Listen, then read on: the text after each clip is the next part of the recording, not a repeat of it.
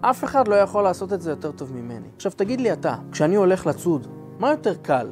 לצוד לבד או לצוד בקבוצה? לצוד בקבוצה, נכון? כי אם אני אצוד לבד, אני כנראה אגמור את הסיפור שלי מאוד מאוד מהר. אבל אם אני אצוד בקבוצה, יהיה לי הרבה יותר קל. והרבה פעמים אותם בעלי עסקים ואותם המנהלים שאני מאמן, אחד הדברים שאני מאמן אותם זה להתחיל לחשוב מלבד לביחד.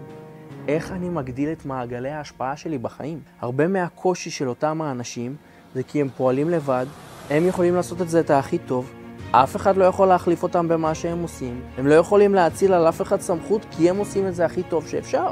ואז מה?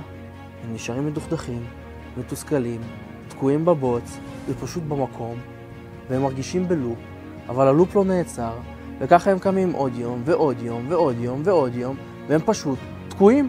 אני מאמן אותם, ואני שובר להם את כל אותם הדפוסים, ואנחנו משנים את כל אותם ההרגלים שאינם משרתים אותם להרגלים חדשים. ברגע שאני עובר שינוי פה, כל השפת גוף שלי משתנה.